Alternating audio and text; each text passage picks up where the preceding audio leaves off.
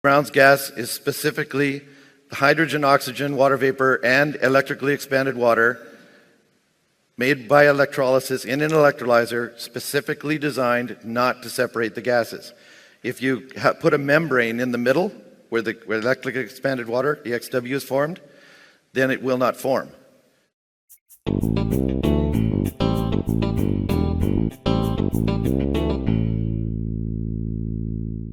It's a plasma form of water, negatively charged plasma, that is formed from water in these electrolyzers. The electrically expanded water is water that has soaked up electrons until it's become a gaseous form of water that is not water vapor or steam. So you have this electron-rich form of water that you're inhaling or putting into water to drink, and that goes into your blood. And that charges your blood with energy, and that energy is what you need to help rebuild your body.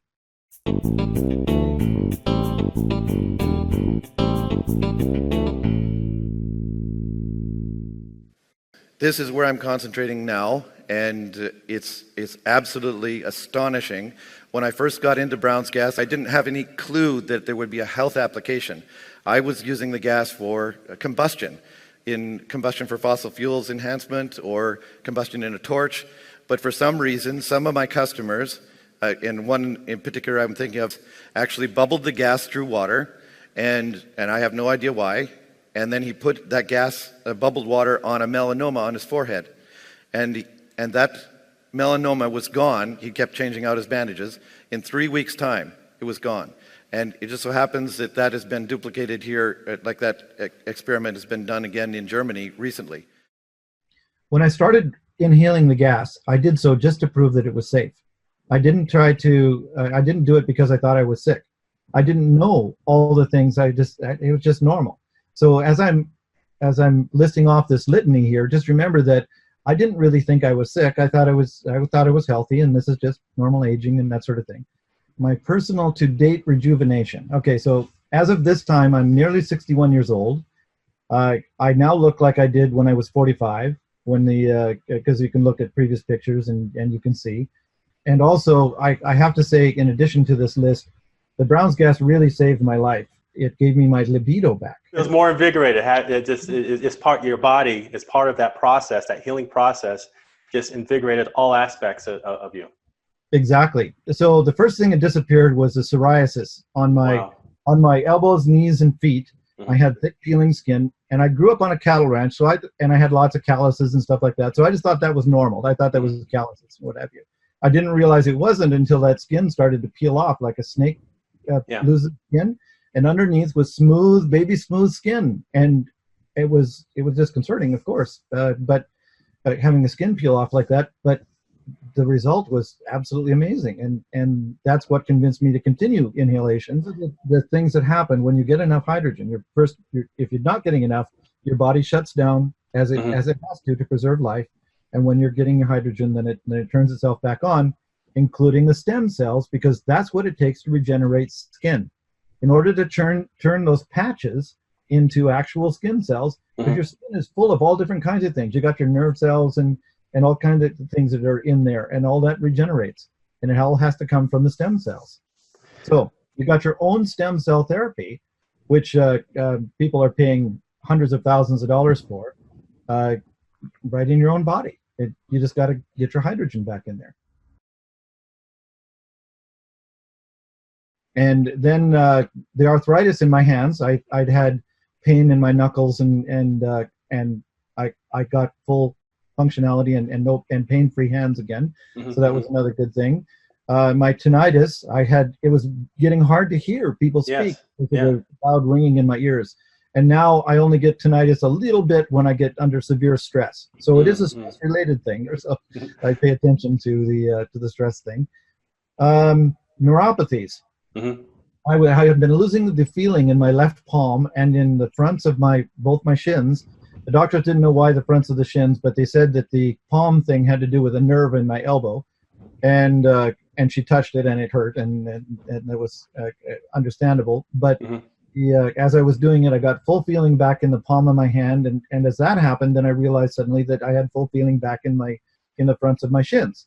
Now again, all of this I just thought was normal aging. I thought I was healthy, right?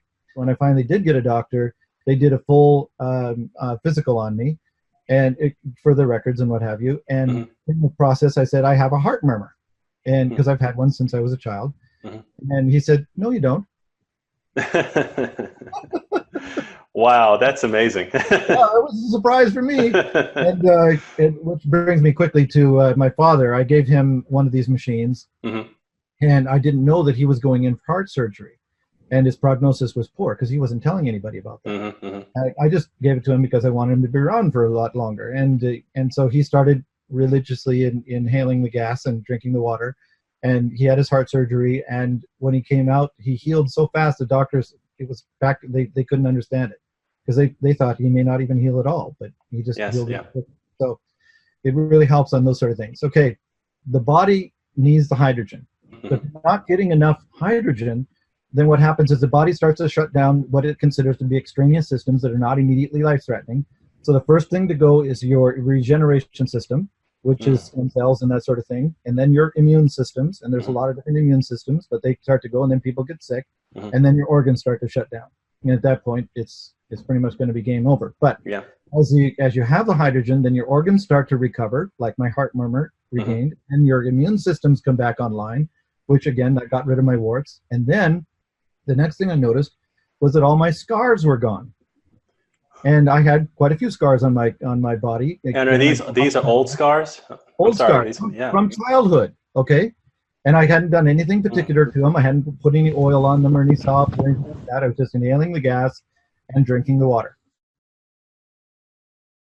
So the next thing that happened was my muscles hardened. I was actually, that happened fairly quickly. I noticed that suddenly I had strength and hardness that I didn't otherwise have before, but because I don't exercise and I spend a lot of time here in front of the computer and things like that. And one example of something that happened was I was pounding a fence post with a improvised metal post pounder, and I sprained my shoulder. And normally I knew that would take about 3 weeks to heal. It was bad enough I couldn't even lift my arm. 3 days, completely pain-free. It's like Wolverine. Yes. So when you inhale this gas into the body, it's like it does a rework of your body from the inside out all the way to the surface of your skin, so that even your skin regenerates. That's correct. And your body does that itself. All you're doing is giving the body the nutrition and energy it needs.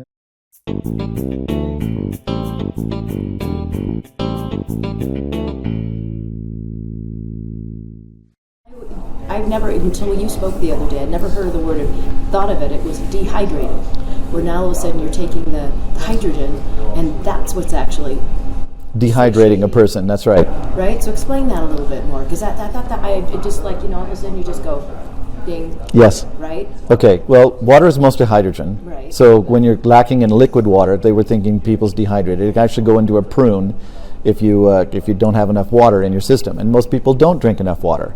But dehydration, real dehydration, in my opinion, is where you're lacking in hydrogen. And most of the people are lacking in hydrogen, even if they're drinking enough water, because you don't get your hydrogen from your water generally, you get your hydrogen from your food, mostly. And so hydrogen is a food. You have to consider hydrogen as a food, and that's important later as we're talking on things. But what happens is starting in the enzymes in your mouth, you start breaking down the food till it gets down through all the chemical reactions into your colon. And that's where the bacteria live that break the food apart into the hydrogen and carbon and whatever else the food is comprised of. So you got hydrocarbons that you're eating, plants and meat and what have you. And that's where then the hydrogen that breaks off of that goes directly into your bloodstream through your colon walls. Now, you can't breathe in hydrogen like you breathe in oxygen, because hydrogen doesn't exist in the air. If there's hydrogen free, it just goes to God. Immediately rises. So the hydrogen is important. It's your most important nutrient. So people that concentrate on supplements of calcium and magnesium and selenium and iron, a person should be thinking, when you're dehydrated, and especially now because you don't have enough hydrogen, you're dehydrated. So why do we not have enough hydrogen? Mostly it's because of antibiotics. This miracle of modern medicine, which is definitely awesome, kills the bacteria, the good bacteria as well as the bad bacteria in your guts. And you have bacteria in your food, antibiotics in your food, and chemicals that kill bacteria in the food, and just bad food, frankenfoods and stuff like that, all of which do not enhance the biodome in your guts, biodiversity. And it turns out that the hydrogen-producing bacteria, are particularly sensitive to this sort of thing. So virtually the entire population who has received antibiotics even since they were a child are lacking in the hydrogen-producing bacteria. So they end up just not being able to have enough hydrogen.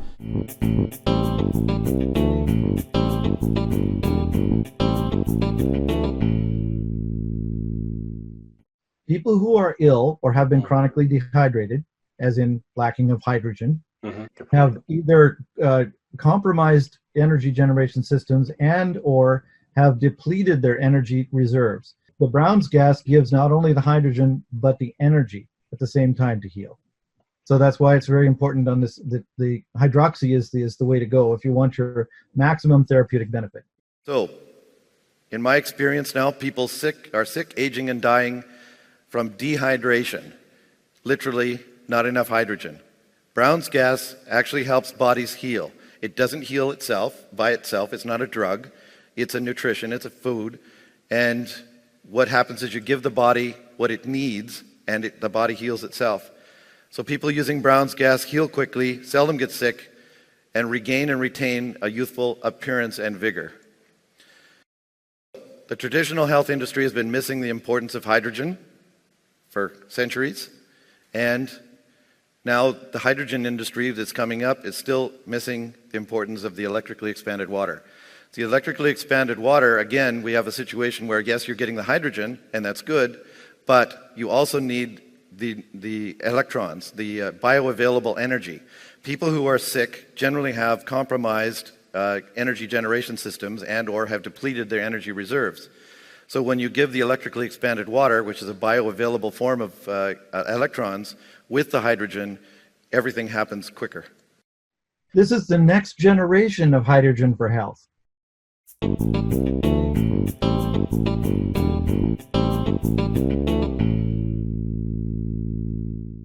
There's a huge number of factors that go into electrolysis design and what you're going to do with it. The basic concept comes down to whether there's a membrane or not. If you have a membrane that's separating the electrodes, in this case we're going to call it the cathode, which is the negative, and the anode, which is positive, you have a membrane that's separating those two, then you're not going to get Brown's gas. You're going to get a hydrogen off your cathode and oxygen off the anode, and that's the traditional electrolysis, Faraday electrolysis, if you will, that has been done for a couple hundred years, and that you can't make Brown's gas that way. It doesn't make the electrically expanded water. The electrically expanded water is only made in electrolyzers that don't have a membrane. And this effect is when the anions and cations are going back and forth across between the plates to balance the electrolysis. Some of those electrons are attaching onto the water, and the water is expanding and becoming the plasma form of water, which is electrically expanded water. Mm-hmm. And so it only happens when you have no membrane. Now, the most efficient type of way to do it has to do with plate spacing and electrolyte density and temperatures and waveforms and pulsing, all kinds of things that a person gets into. But the basic idea is that you have to have no membrane between the electrodes. So knowing what Brown's gas is helps us design electrolyzers that make a higher quantity and quality of gas. We want as much of that EXW as possible. So what I am is an expert in building electrolyzers, building and optimizing electrolyzers, Brown's gas electrolyzers in specific, or what's also known as hydroxy or HHO.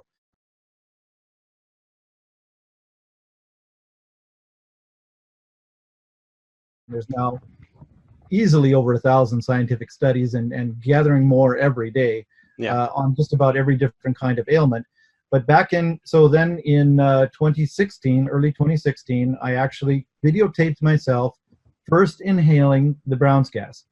I was kind of busy at that time when I first learned about it in 2015 of December, because my wife was on her last legs, dying at that time from severe lupus, which it turns out is one of the reasons why I'm so passionate about helping people get well. Yeah. Because in 2016, I started inhaling the gas, and by mid-2016, I developed the AquaCure machine, which is much more advanced. It's like the Ford F-150 to a Model T, as opposed.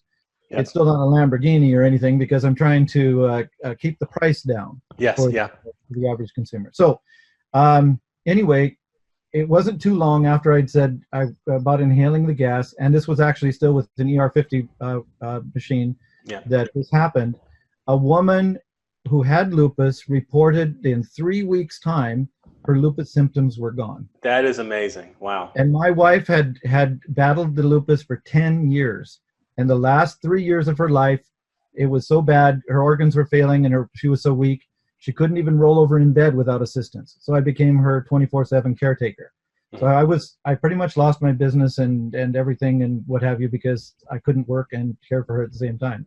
Yeah. So after she passed in March of 2016, I dived back into my work as soon as I could breathe again a little bit, and started doing this. And then it was a severe blow on my heart again when the very thing that I'd been experimenting with since 1986, I was one of the worldwide experts in, that God had given me the clues in 1996 would have made this woman healthy, and I still have her with me today. Wow. So that is why I am very passionate at making sure that other people don't go through this severe thing that happens with the with all these ailments that are out there.